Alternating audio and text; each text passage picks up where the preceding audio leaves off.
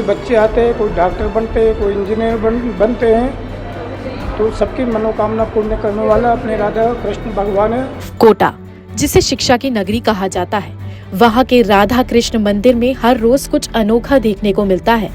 यहाँ मेडिकल और इंजीनियरिंग की तैयारी करने वाले छात्र अपनी मनोकामनाएं एक दीवार पर लिखते हैं, मानो भगवान से सीधा संवाद कर रहे हो। चलिए जानते हैं इस अनोखी परंपरा की कहानी। कोटा में हर साल हजारों छात्र देश भर से आते हैं, अपनी पढ़ाई और भविष्य को लेकर बड़े सपने संजोए हुए। तलवंडी इलाके का राधा कृष्ण मंदिर इन छात्रों के लिए एक आस्था का केंद्र बन चुका है।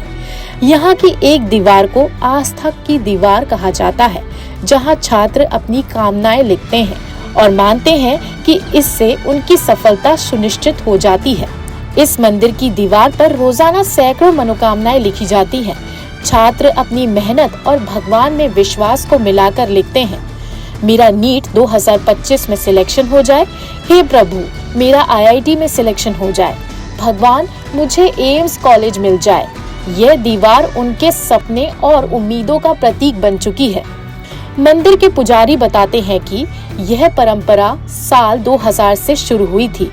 शुरुआत में पुजारी इसे मंदिर का अपमान मानते थे, लेकिन जब दीवार पे लिखे छात्रों ने अपनी प्रवेश परीक्षा पास कर ली तो उन्होंने इसकी अनुमति दे दी। अब यह दीवार आस्था और विश्वास की निशानी बन चुकी है। और ये राधा कृष्ण फेमस मंदिर है, इसका नाम चलता है। जो भी बच्चे आते हैं, कोई डॉक्टर बनते हैं, कोई इंजीनियर बनते हैं, तो सबकी मनोकामना पूर्ण करने वाला अपने राधा कृष्ण भगवान है। मुझे साल भर हो गया, 2.5 साल पहले पूजा की थी मैंने, तो मतलब 8 दिन में 10 दिन में इनकी दीवारों को खोद देते हैं और वापस ही बच्चे भर देते हैं इसको। और उनका जन्माष्टमी में झांकियाँ भी बनती है इसके। इस तरीके से क्या क्या लिखते हैं यहाँ पर दीवारों, पूरी दीवार अटी पड़ी है? जो भी मनोकामनाएं उनकी माता बहनें आते हैं, उनकी बहनें आती है, तो सभी उनके आशीर्वाद से उनके बच्चे को पास करवा के और राधा कृष्ण कोई इंजीनियर को कितने दिन में पेंट करवाते हैं दीवारों को? 15 दिन में, 20 दिन में। यहाँ आने वाले छात्र और उनके परिजन अपनी मनोकामनाएं लिखते हैं, चाहे वह परीक्षा में पास होने की हो या माता पिता के खुशहाल जीवन की।